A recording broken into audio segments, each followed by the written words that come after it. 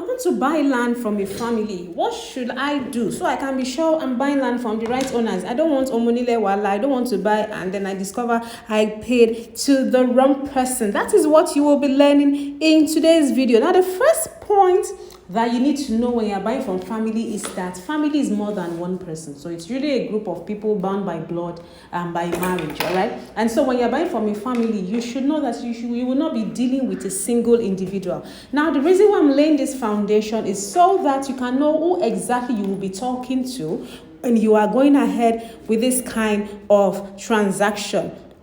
All right, now because you're dealing with family, you need to gather local intelligence, meaning you get all out to go and scout for information about this family. So you go to the community to you find out who are the people who have been dealing with this family. Have they been selling lands to people and there are no issues? Are there court cases on their land? Are they the type that will sell to will sell one plot of land to like 5 people? All right, this is something that if you ask them, they will give you some information, but you cannot get all the information from them. So in addition to asking them how they got the land, you also have to get out and gather local intelligence. Let me tell you a quick story about a colleague of mine who said he had gone to a community, wanted to buy land, and he just sat by these roadside pubs where they were drinking palm wine, and he saw some young people there, and then just started gisting. And from there, they were able to give him the download of the people in the community, the families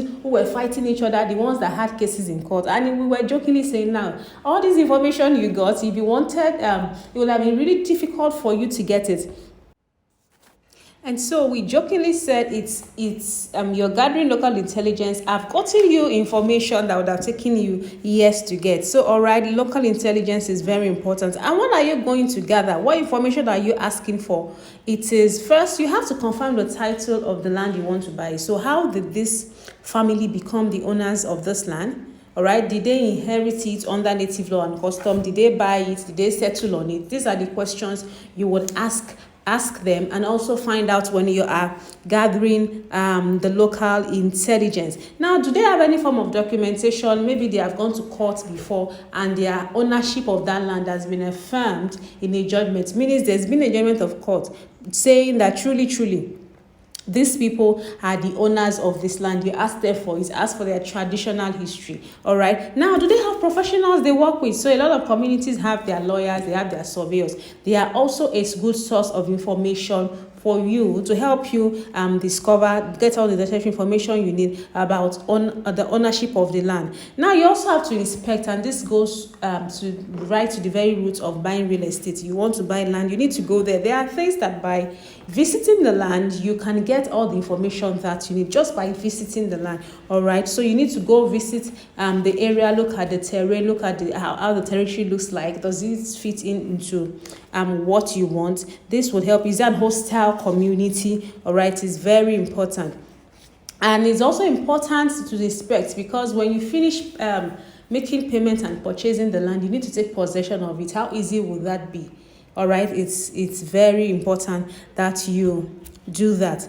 Now, you then need to confirm the exact location and root of title. So root of title is how a person owns property. Whatever they tell you, you still need to talk to a lawyer who would confirm the title, who will advise you based on whatever information they give you, and a surveyor who would go to the location to either pick up the coordinates to confirm that the location is free from government acquisition. All right, so the lawyer and the surveyor are two very important professionals you need to work with.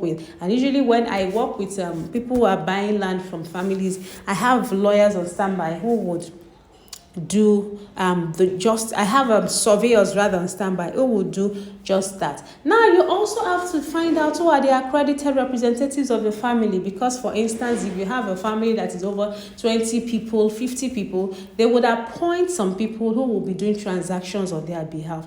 They are called the accredited representatives. All right, so in Yoruba land, we usually have the Olori Ebi, and then we have the other members, principal members of the family. You need to find out who is the Olori Ebi, who are the principal members. Those are the people that are authorized to deal in transactions. They're the one that can sell to you.